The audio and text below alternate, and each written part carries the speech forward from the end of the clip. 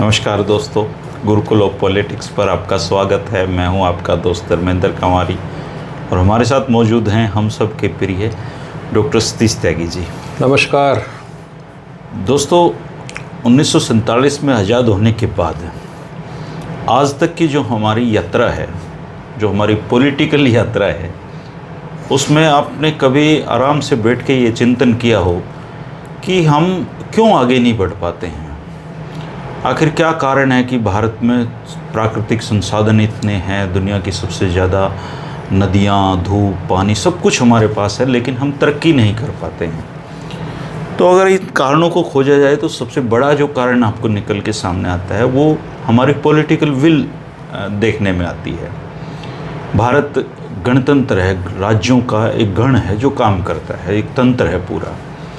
और जब इस तंत्र में कोई आदमी नेता बनना चाहता है या कोई आदमी के हाथ में जब लीडरशिप आती है, तो उस लीडरशिप का जो चुनाव है वो हम इस तरीके से करते हैं कि वो कुछ करने लायक आदमी ना हो तो उसके चुने जाने की संभावनाएं ज़्यादा बढ़ जाती हैं। चाहे आप ब्लॉक स्तर से ले लो आप, या विधानसभाओं के चुनाव ले लो, या लोकसभा के, जो सबसे खराब आदमी होगा, जो सबसे जो निपट या अनपढ़ आदमी होगा, उसके चुने जाने की संभावनाएं उतनी ज़्यादा बढ़ जाएंगी बनस्पत उसके मुकाबले में कोई बहुत पढ़ा लिखा उम्मीदवार खड़ा हो।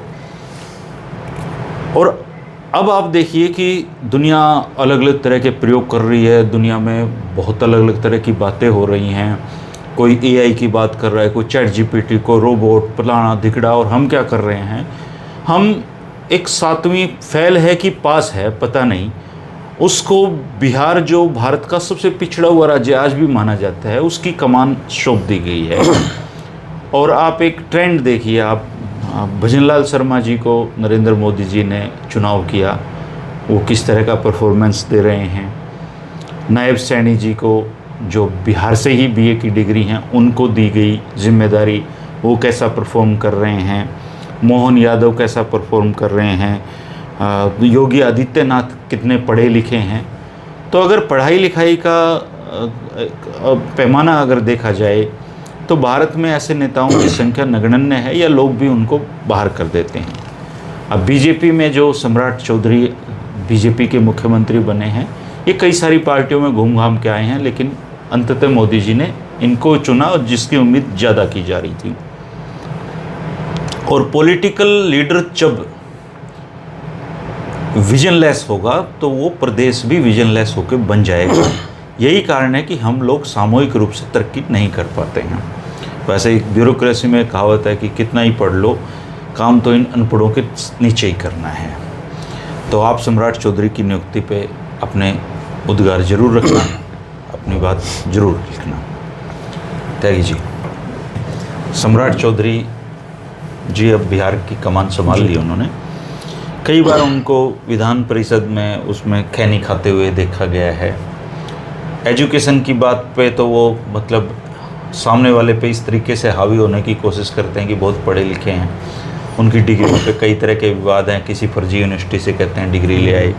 वो कभी खुल के ये बताते नहीं कितना पढ़े हुए हैं। सच्चाई ये है कि वो लगभग अनपढ़ तरह के व्यक्ति हैं। तो ऐसे लोग जब राजनीति में मुख्यमंत्री जब चुने जाते हैं तो आने वाले 20-30 सालों तक वो लोग किसी न किसी तरीके से भूमिका में रहते हैं, ज़्यादा 50 साल भी रह सकते हैं। तो फिर वो स्टेट उस तरीके से परफॉर्म नहीं कर पाता है। तो सम्राट चौधरी जी को मोदी जी ने किन गुणों की वजह से चुना है? देखिए, सबसे पहले तो बिहार के नागरिकों को, वहाँ की जनता को हार्दिक बधाई। सम्राट चौधरी, उनको मुबारक हो। चूँकि एक ऐसा प्रांत जहाँ नालंदा है, दुनिया का सबसे पुराना विश्वविद्यालय वहाँ बताते हैं, शिक्षा का प्रदेश है वो, और वर्तमान में भी सर्वाधिक प्रशासनिक सेवाओं में चुने जाने वाले लोग बिहार से आते हैं। तो बिहार में शिक्षा की कोई कमी नहीं है। हो सकता है बहुत गरीब तबके में उस तरह के उस अनुपात में शिक्षा ना हो, लेकिन लोग मेहनत करके दिन रात, वहाँ के बच्चे दिल्ली में MPs क्वार्टर में, सर्वेंट क्वार्टर में पढ़ के तैयारियाँ करते हैं, और वहाँ से बहुत प्रतिभाशाली छात्र निकल के आते हैं। सम्राट चौधरी की शिक्षा को लेके बड़ा बवाल मचा हुआ कल से। इसमें मूल बात यह है धर्मेंद्र जी कि हमारा लोकतंत्र हमें व्यक्तियों के चयन की जिम्मेवारी नहीं देता, हम दलों को चुनते हैं। अगर 2 लोग या 3 लोग खड़े हों तो जनता के लिए आसान हो जाता है उनके एकेडमिक रिकॉर्ड को छानना, उनके जीवन के और पहलुओं का अध्ययन करना। यहाँ तो एक राजनीतिक दल आ गया सत्ता में, अब वो दल की मर्जी है, वो किसी को भी बना दे, किसी भजनलाल को बना दे, मोहनलाल को बना दे या सम्राट चौधरी को बना दे। ये जिम्मेवारी इन दलों के ऊपर है जो उनका संचालन कर रहे हैं कि वो अपने सबसे बेहतर व्यक्ति को चुने। अगर उनके पास, जैसे आपने विजन की बात की, अगर कोई विजन है और उसको आपने जैसे कह रहे हैं कि बिहार को विकसित बनाना है और बिहार सर्वाधिक पिछड़ा हुआ प्रांत है, तो ये जिम्मेवारी नरेंद्र मोदी की थी कि वो एक ऐसा मुख्यमंत्री इस मोड़ पे देते जो बिहार को सचमुच आगे ले जाता विकास की दृष्टि से। लेकिन नहीं हुआ। अब मोदी जी के लिए शिक्षा कोई मायने नहीं रखती, वो तो पहले ही कह चुके हार्वर्ड मायने नहीं रखता, हार्ड वर्क मायने रखता। नहीं, मोदी जी की खुद की शिक्षा के बारे में आज तक देश को नहीं पता चला है। हार्ड वर्क तो हर जगह जरूरी है। जो हार्वर्ड में पढ़ रहे हैं वो भी हार्ड वर्क करते हैं। वो ये भूल गए कि शायद वो सोच रहे ऐसे ही हो जाता होगा। लेकिन सम्राट चौधरी की जो शिक्षा का विवरण उन्होंने अपने हलफनामों में दिया है, वो भी विदेश में प्रशिक्षित हैं। नहीं, वो तो उन्हें कैलिफोर्निया पब्लिक यूनिवर्सिटी ने ऑनररी डीलिट दिया है। ये तो है, ऑन रिकॉर्ड है। नहीं, वो फर्जी यूनिवर्सिटी है। हाँ, वही तो मैं कह रहा हूँ। उनसे जब पूछा गया, कल से बहुत वीडियोस आ रहे हैं, तो वो इस चीज़ पर अड़ जाते हैं। उनको यही बुरा लगता है कि मेरे से ये सवाल क्यों पूछा जा रहा है। उन्होंने कहा कि मैंने सार्वजनिक रूप से अपने शपथ पत्र के माध्यम से पूरे देश को अवगत करा दिया कि मेरी शिक्षा क्या है, अब आप जांच कीजिए। अब जांच में ये पाया गया कि कैलिफोर्निया पब्लिक यूनिवर्सिटी नाम की कोई चीज़ है नहीं। और डिलीट किसको दी जाती है? जिसने किसी एक फील्ड में आउटस्टैंडिंग काम करके दिखाया। नहीं, ऑनररी भी आप किसे दोगे जिसका सार्वजनिक जीवन में कोई बड़ा महत्व रहा होगा। उस यूनिवर्सिटी को क्या पड़ी है बिहार के? देखिए, भारत में तो राजनेताओं को जम के दी जाती हैं। हरियाणा में बहुत लोग हैं जो हैं, और कई लोगों को मिल गई। उसमें क्या है, नैतिकता का ये तकाजा है कि वो अपने नाम का आके डॉक्टर शब्द का इस्तेमाल नहीं करते। तो ये जो ऑनररी डिग्री, इसका कोई अर्थ नहीं है। तो वो कहते हैं जी मैंने PFC किया है, प्री फाउंडेशन कोर्स। अब ये क्या होता है? अब PFC, भारत के लोग तो इसी से समझेंगे कोई चीज़ है भाई। जैसे एक ने अपने नाम के आगे लिखा था NPTF, लोग परेशान हो गए ये क्या है। तो सिंपल था, 9th पास 10th फेल। लेकिन अंग्रेजी के 4 अक्षर लग गए तो लोग सोचते हैं बड़ी बात है ना। तो ये PFC है। तो PFC क्या है? PFC उन लोगों को करना होता है जिन्होंने 10वीं ना की हो और सीधे BA कर रहे हो। एक ऐसा प्रावधान आया था कि अगर आपने 10वीं नहीं करी तो आपको 12वीं 13वीं ये करने की जरूरत नहीं है, आप सीधे BA कर सकते हैं। तो ये प्री फाउंडेशन कोर्स है जिसमें ये अपेक्षा की जाती है कि बच्चे को थोड़ी सी समझ दे दो ताकि वो BA के सीधे पेपर दे दे। एक हलफनामे में उन्होंने लिखा, 2010 का है शायद जो मैंने देखा, 5th पास अप टू 7। अब इसकी व्याख्या कैसे करें, मेरी समझ में बात नहीं आती। अच्छा, 5th pass up to 7th, देख लियो आप जाके, हलफनामे में लिखा हुआ है। मेरी भी बुद्धि चौंक गई भाई। अब इलेक्शन कमीशन में इतने बड़े लोग बैठते हैं, डिप्टी कमिश्नर वो चेक करते हैं IAS, उनको पूछ लेना चाहिए था अप टू 7 क्या होता है। कुल मिला के ये है कि वो 5वीं 7वीं जो भी है इसके बीच में कहीं झूल रहे हैं, कहीं है बीच में। अब उनकी शिक्षा के बारे में प्रशांत किशोर जो जन स्वराज पार्टी के अध्यक्ष हैं, उन्होंने कहा कि अनपढ़ सा आदमी है, कुछ नहीं है। दूसरे उन्होंने कहा कि इसने 7 मर्डर करा रखे हैं, 7 मर्डर्स में इन्वॉल्व है। और अगर प्रशांत किशोर वहाँ एक राजनीतिक दल का संचालन कर रहे हैं, अगर आपकी मानहानि हुई है तो आप मुकदमा करो उन पे। तो उसका कोई उन्होंने जवाब नहीं दिया। तो ये तो उनकी शिक्षा है। अभी राबड़ी देवी का मैं इंटरव्यू कहीं देख रहा था, उन्होंने कहा कि ये तो लड़की छेड़ता था, ईप टीजर है, रेपिस्ट है, मर्डरर है, बर्खास्त भी कर दिया। ये बिहार के लोग ही कह रहे हैं, है ना। लेकिन क्यों बनाया ये कि अन्य पिछड़ी जातियों की राजनीति आज जो है वो चरम सीमा पे है।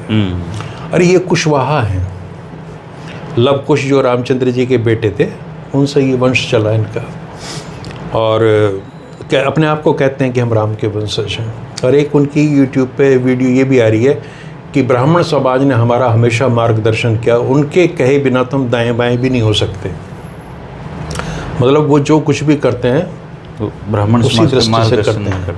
और जो इनके पिता श्री हैं शकुनी चौधरी, उनका भी एक बड़ा बयान अभी चर्चित हो रहा है। उन्होंने कहा था कि मोदी को भागलपुर की धरती में गाड़ देंगे, चल रहा है ना। दूसरा ये है कि मतलब एक मंत्री के बेटे हैं, तो वो जो तेजस्वी यादव पे आरोप लगते हैं डायनास्ट वाले, वो इन पे क्यों नहीं लग रहे। भारतीय जनता पार्टी, ऐसा नहीं कि बीजेपी ने बिहार में काम ना किया हो, बीजेपी पहले कुछ नहीं थी, लेकिन धीरे धीरे बीजेपी ने अपनी जगह बनाई। वो नीतीश की पार्टी को भी खा गई, वो इसको भी खा जाएगी। सम्राट चौधरी मारा जाएगा, बता रहा हूँ मैं आपको, मतलब राजनीतिक रूप से मारा जाएगा। ये नंबर उस अपने करते हैं कि पहले नीतीश को निपटाना है, उसकी पार्टी को निपटाना है, फिर ये जो बंदा आएगा इस तरह का। पर ये कम से कम पूर्व मुख्यमंत्री तो कहलाएगा ही ना। अब ये तो देखो, जगदम्बिका पाल भी 2.5 दिन रहे थे उत्तर प्रदेश के मुख्यमंत्री, पूर्व मुख्यमंत्री तो कहलाएगा, लेकिन उसके साथ बहुत सारी चीज़ें हैं। सवाल ये उठता है कि भारतीय जनता पार्टी ने एक अशिक्षित व्यक्ति को, एक आपराधिक चरित्र के, कथित रूप से आपराधिक चरित्र के व्यक्ति को, और एक जो सड़क छाप गुंडा जिसकी इमेज वहाँ है, ऐसे व्यक्ति को बनाया है जो वंशवाद की राजनीति की ही उपज है। अब सवाल सारे इसमें सम्राट चौधरी का कोई दोष नहीं है, दोष उनका है जिन लोगों ने बिहार के लिए सम्राट चौधरी का चयन किया है। सम्राट का क्या है? और ये इसलिए बताया कि चुनाव से पहले, बहुत पहले उन्होंने कह दिया था अमित शाह ने कि हम सम्राट को बहुत बड़ा आदमी बनाएंगे, बना दिया जाए, तो वो उन्होंने बना दिया। तो बिहार की जनता अब अपना अंतर अवलोकन करे, देखे। लेकिन ये बड़े आदमी को बड़ा नहीं बनाते सर, ये बड़े आदमी से डरते हैं। ऐसे आदमी को कभी मुख्यमंत्री नहीं बनाएंगे जो परफॉर्मेंस कर सकता हो। देखिए, भारतीय जनता पार्टी में जो अब स्थापित चेहरे यहाँ हैं, जिसमें आप शिवराज सिंह चौहान का नाम ले सकते हो, किसी दौर में रमन सिंह थे, ये वो लोग हैं जो दशकों से भारतीय जनता पार्टी की राजनीति कर रहे थे, और कई लोगों से तो नरेंद्र मोदी जूनियर हैं, कनिष्ठ हैं। ये जो बंदा आया है, ये तो इसने कोई दल छोड़ा ही नहीं। ये लालू के जंगल राज का भी चेहरा था, ये नीतीश बाबू के सुशासन का भी चेहरा था, और ये भारतीय जनता पार्टी के तथाकथित विकास का भी होने वाला चेहरा है। अब चेहरा इसका आप देखिए, अगर नाम नीचे ना लिखा हो तो वो ऐसा ही लगता है जैसे बम्बैया फिल्मों का कोई लेना है, उस टाइप का। लेकिन फिर भी हम आशा करते हैं, चलिए पढ़ाई भी आपकी माफ़ कर दी और आप सुधर जाइए, अपराध के जो मुकदमे उनसे भी अपनी अब भी एक अवसर दिया है कि आप कुछ करें ऐसा जिससे बिहार के लोग आपको सदियों तक याद रखें। तो गेंद उनके बाले में है, लेकिन अगर ये पाप है, अगर ये गलती है, तो इसके जिम्मेवार नरेंद्र मोदी और अमित शाह हैं। सर, जैसे हमारे यहाँ ऐसी पारदर्शी व्यवस्था कब खड़ी होगी? जैसे आप कहीं भी किसी भी विकसित कंट्री में देख लीजिए, सब चीज़ें ऑनलाइन हैं, किसी को कोई चेक करना। यहाँ एक आदमी देश का प्रधानमंत्री है, तीसरी बार बना है, उसका कोई क्वालिफिकेशन चेक नहीं कर सकता जी। मतलब ये कैसा द्वंद है। मतलब अदालतों से आदेश आए हैं विश्वविद्यालय को कि आप उनकी डिग्री नहीं दिखा सकते। कैसे? मतलब और हैरत की बात है, ये तब आदेश आया कि उससे पहले अमित शाह वो डिग्री को सार्वजनिक कर चुके हैं। जब उस डिग्री पे आपत्ति उठी, उसकी तारीखों को लेके और उनकी डिग्री को लेके, तब ये आदेश गया कि अब आगे कुछ मत बताना। उसको आरटीआई के दायरे से बाहर निकाल दिया उस सारी चीज़ को। अगर प्रधानमंत्री वास्तव में सही होते और वो ये ना चाहते कि इस निरर्थक मुद्दे पे अनावश्यक बहस हो, तो वो बता देते अपना सारा का सारा। और ये देश तो इतना दीवाना है, ऐसी दीवानगी है लोगों में उनके प्रति कि वो अगर ये कहते हैं कि, और वो कहते हैं कि मेरी कोई शिक्षा विक्षा नहीं है भाई, है ना, कह रखी है उन्होंने, तो उनकी तमाम खूबियों को ये देश मानता है। एक बार कह देते मैं नहीं पढ़ा कहीं, और ये ठीक है, मैंने किसी रो में आके वैसे ही कह दिया था कि मैंने दिल्ली यूनिवर्सिटी से पढ़ा, तो देश तो माफ़ नहीं करना। देश अपने आप को उपकृत मानता है कि अरे रे कमाल ये है, उनकी गलती नहीं है, ये तो हमारी गलती थी। अच्छा, लोग ऐसे प्रश्न कहेंगे कि भगवान श्री राम कहीं पढ़े थे क्या? पढ़े थे क्या राम? मुझे तो नहीं लगता कि वहाँ विश्वामित्र के गुरुकुल में पढ़े थे। गए थे, पर डिग्री नहीं थी जी उन्होंने। है, हाँ। पर अब जैसे सम्राट चौधरी का ये है कि ये बंदा, अब भाजपा में ऐसे लोग आने लगे जो शाखा मृग नहीं है, है फिलहाल, मतलब भाजपा का सदस्य तो है ना, सदस्य है। और हेमंत बिस्वा शर्मा जिन्होंने 4 चांद लगा दी भारतीय जनता पार्टी की छवि को, वो भी भाजपा में आगे बने। हाँ, ये बने। अच्छा, उत्तर प्रदेश में नेतृत्व कर रहे थे, योगी जी का लेना देना संघ से है नहीं ना, भाजपा से कभी नहीं रहा। उन पढ़ाई लिखाई से भी नहीं है। वो शायद एमएससी की है उन्होंने, हिंदी माध्यम से मैथमेटिक्स में क्या हुआ है, ऐसा है। तो वो खैर डिग्री उग्री तो इनकी जितनों की भी अगर कभी जांच होगी तो ऐसी मिलेंगी, है ना। और हरियाणा में तो विशेष बात है, जब हरियाणा के लोगों को पता चलता है कि अमुक व्यक्ति ने, अमुक नेता ने बिहार से कोई डिग्री ली है तो वो बड़े चिंतित हो जाते हैं कि हमारे यहाँ इतने अच्छे इंस्टीट्यूशन है। और जो हमारे यहाँ नहीं है वो आगे दिल्ली में है, तो आप मुंगेर में जाके बीए क्यों करते हो और फिर आगे मेरठ से एलएलबी करते हो, तो उससे तो ये लगता है जैसे हरियाणा में इंस्टीट्यूशन नहीं है। और मज़े की बात ये धर्मेंद्र जी, मेरे से लोग कई बार पूछते हैं कि आप हरियाणा में क्यों टिक गए रोहतक में। तो मैंने ये सोचा था कि भविष्य में कोई ऐसी डिग्री नहीं है, कोई ऐसी पढ़ाई नहीं है जो रोहतक शहर में ना होती हो। इस शहर के बड़े फ़ायदे थे। तो मेरे बच्चे मैंने लोकल पढ़ जाएंगे, अगर वो MBBS MD करना चाहते हैं, मेडिकल फील्ड में जाएंगे तो बेस्ट एजुकेशन हमारे पास है। इंजीनियरिंग कॉलेजेस हैं और आपके B.Ed के कॉलेजेस हैं। कोई ऐसी चीज़ नहीं है। आप छोड़ो, अगर बच्चा MBBS नहीं कर पाता तो BMS के 2 कॉलेज थे आयुर्वेद वालों के। तो ये ऐसा मेरे ख्याल से भारत में एक इकलौता वो है। और उसके बाद तो होटल मैनेजमेंट और पता नहीं आर्ट्स यूनिवर्सिटी दुनिया भर की बन गई। और ऐसे इतने मतलब एजुकेशन हब को छोड़ के अगर हरियाणा का कोई नौजवान जाके और वो मेरठ और मुंगेर से डिग्रियां लेता है तो लोग तो सवाल तो करेंगे। ये अलग बात है कि उनके समाज के, उनके समुदाय के लोग इसी बात पे चिढ़ जाते हैं कि साहब उनसे पूछी उनकी कौन सी डिग्री थी, है ना। तो ऐसी मतलब आधारहीन बातों को सामने ला कर रखेंगे कि उससे कुछ नहीं हो सकता। लेकिन मेरा कंसर्न डिग्री से भी नहीं है सर। मतलब एक एज ए नागरिक हम ये सोचते हैं कि राज्यों के मुख्यमंत्री कम से कम या प्रधानमंत्री या बड़े पदों पर बैठे हुए लोग हैं, वो मतलब उनका साफ सुथरा होना चाहिए काम। मान लो अनपढ़ है, कोई बात नहीं, हमारे बाप दादा भी अनपढ़ थे सर, लेकिन वो कड़े हुए थे। देखिए अनपढ़ होना कोई बुरी लेकिन बात मतलब नहीं है। फर्जी डिग्री की भी क्या जरूरत है। और अगर एक विजनरी आदमी किसी स्टेट का मुख्यमंत्री बनेगा सर, अगर पढ़ाई लिखाई वाला होगा, योग्य व्यक्ति होगा, तो सर वो आगे लेके जैसे चौधरी बंसीलाल है, आज हम यहाँ इतनी साफ़ सुथरी जगह पे बैठे हुए हैं। अगर हरियाणा की गिनती देश के समृद्ध राज्यों में आज भी हो रही है, अब उनको तो मुख्यमंत्री से मतलब बने हुए कितना टाइम हो गया, एक्सपायर हुए मतलब सालों हो गए हैं उनको, लेकिन आज भी हम उन्हीं को रो रहे हैं कि बंसीलाल जी ये थे, बंसीलाल। उनके बाद मतलब उनके बराबर का व्यक्ति नहीं आ रहा है यहाँ पे। देखिए विज़न का पढ़ाई लिखाई से कोई फ़र्क नहीं पड़ता इस चीज़ को। मैं इसको कोई बहुत बड़ी कमी नहीं मान रहा। कामराज थे, मद्रास के चीफ मिनिस्टर रहे, उन्होंने मिड डे मील जैसी कंसेप्ट लेके आए वो हिंदुस्तान में, चूँकि खुद नहीं पढ़े थे, अनपढ़ थे वो। तो उन्होंने एक बीड़ा उठाया कि मैं अपने तमिलनाडु जो उस वक्त का मद्रास था उसमें लोगों को, बच्चों को अशिक्षित नहीं रहने दूंगा। मिड डे मील जैसी योजना लाना उस दौर में, आज तो थोड़ा आसान होगा, तो वो बड़ी बात थी। तो अगर इनके पास में कोई दृष्टि है और अपने आप को सिद्ध करेंगे तो ये इनकी कमी नहीं मानी जाएगी, बल्कि लोग कामराज के साथ में सम्राट चौधरी का नाम भी जोड़ना शुरू कर देंगे। लेकिन सवाल ये उठता है, आज भारत में शिक्षा का दर, साक्षरता का दर बहुत ज़्यादा है।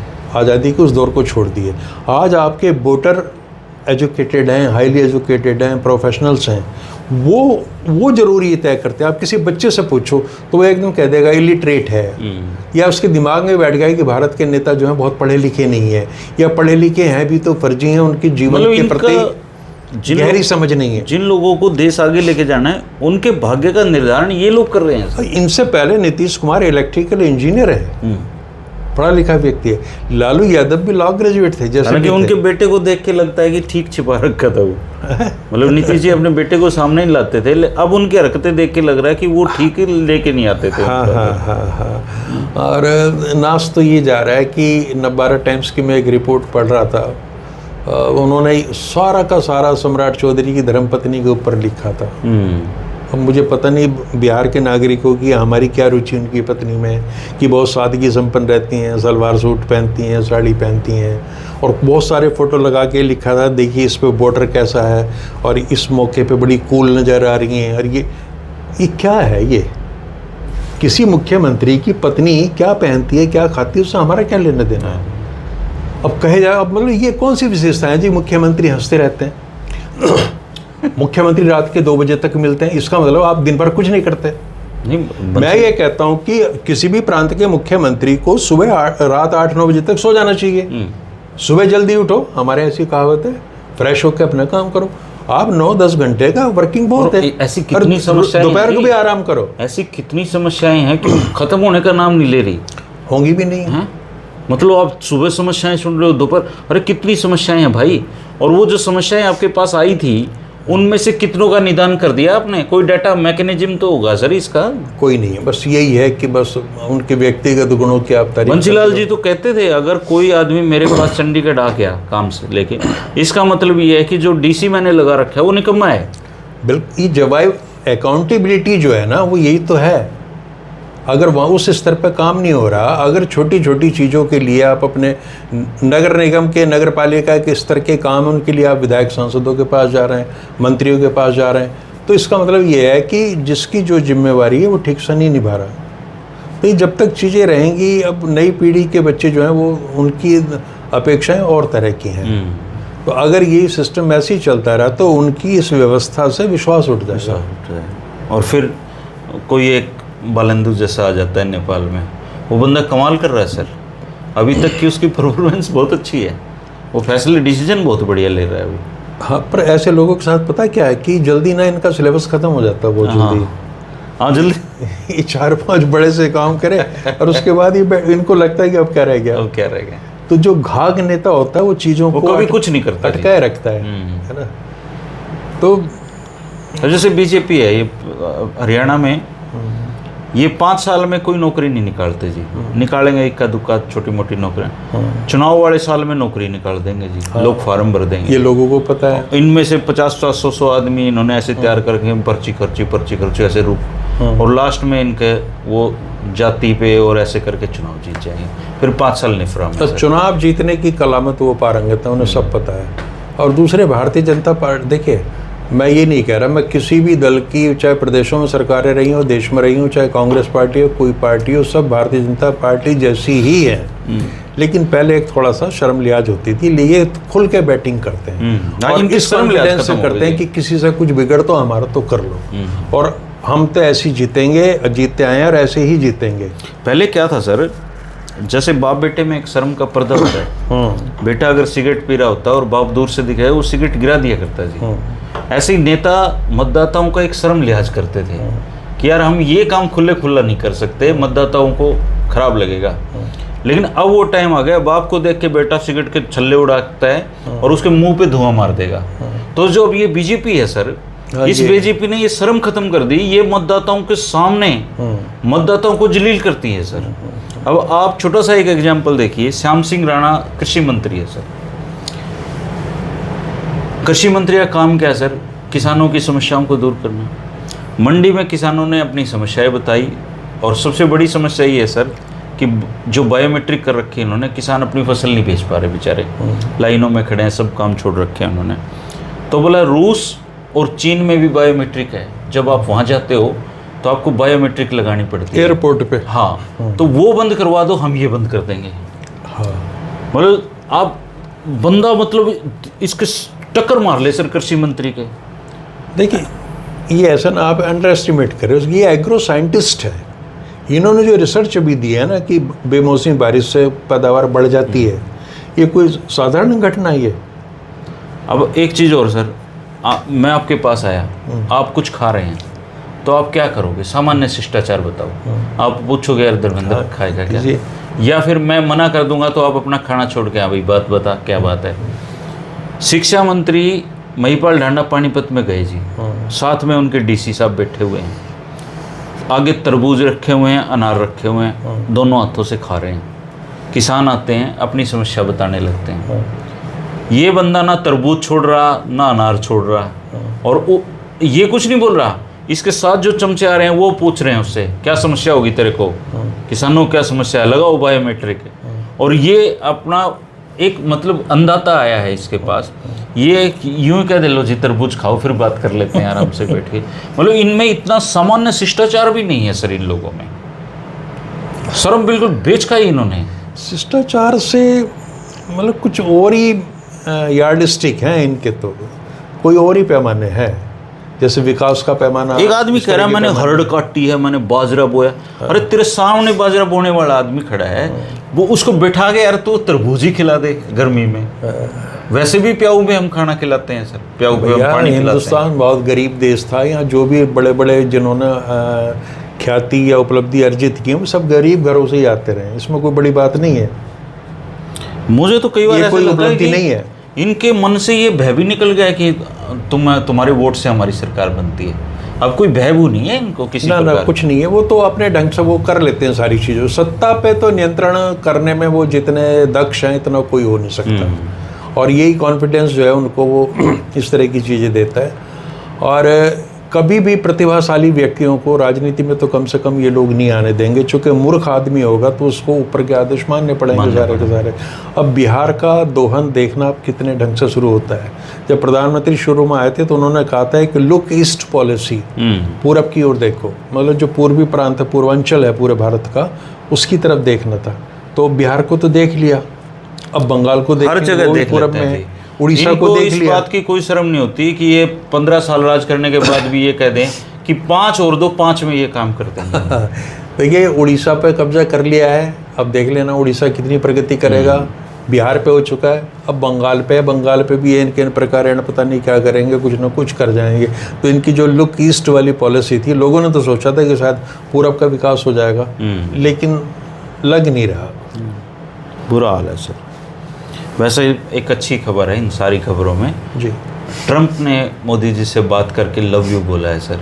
वो भारत के लोगों से, भारत को बहुत प्यार करते हैं। हाँ, बहुत प्यार करते हैं। और जिस तरीके से भारत में मोदी जी किसी की तारीफ कर देना, किसी नेता की, उसकी उस कपकपी छूट जाती है। एक बड़ी बात हो रही है कि प्रधानमंत्री पहली बार आपने देखा होगा खिलखिला के हंसे भारत में भी। हाँ, अब वो राहुल गांधी से भी मिलने लगे, जब खड़गे जी से मिले ना, तो वो हंसे उसी स्टाइल में। या तो उनको ये लगा हो कि शायद मैं विदेश में ही हूँ कहीं, और ये खड़गे जी जो है अचानक मिल गए। हाँ, पहली बार हंसी देखी खड़गे भी शायद विदेश के कोई प्रधानमंत्री, पहली मुद्दत बाद किसी नेता से मिलके हंसते हुए देखा उनको। हाँ, वो भारतीय भूमि पे हंसते ही नहीं है कभी, यहाँ तो बहुत गंभीर हो जाते हैं वो मतलब जैसे ही हवाई जहाज पहुंचा और वो अपने निकलते हैं बाहर, उस समय ये शपथ खा लेते हैं कि अब कोई माई का लाभ हंस के दिखाओ।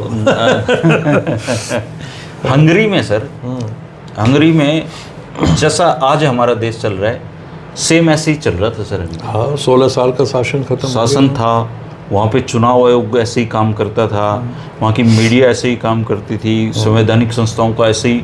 और सर देख लो उन लोगों ने उसको उखाड़ फेंका। तो थोड़ी आशा यहाँ भी बंधी है। बस इतना फ़र्क है कि वहाँ थोड़ा लिटरेट लोग हैं, हमारे यहाँ मतलब हमारे पास थोड़ा अलग तरह का देखिए, निराशा होते हुए भी हिंदुस्तान की जनता में वो ताकत तो है, अगर वो लेना चाहे, निर्णय ले, तो इंदिरा गांधी का शासन भी खत्म किया था उन्होंने, और जनता पार्टी जो पूरी शान शौकत से आई थी उसको भी उन्होंने विदा किया था। तो ऐसा तो नहीं है, हो सकता है जनता के मन में कुछ चल रहा हो। दोस्तों, आप ये बिल्कुल उम्मीद मत करें कि जिन लोगों को आपके भाग्य के फैसले लेने हैं वो लोग कोई विजन रखते हों। भारत में रहना है, इन्हीं लोगों को सहना है, सहते रहिए। अच्छी अपॉर्चुनिटी मिले तो यहाँ से निकलिए, दुनिया घूमिए, देखिए। और मैं तो कहता हूँ ये जो अंधभक्त हैं इनको भी बसों में भर भर के चाइना घुमाना चाहिए, ताकि इनको ये पता लग जाए कि तरक्की होती क्या है और ये कैसी ज़िंदगी यहाँ पे जी रहे हैं। फिर भी अच्छे की उम्मीद में आप जो अपने विचार हमारे साथ बांटते रहिए दोस्तों, शेयर करते रहिए, क्योंकि विचार एक सामूहिक शक्ति को पैदा करते हैं। शुक्रिया, नमस्कार। नमस्कार।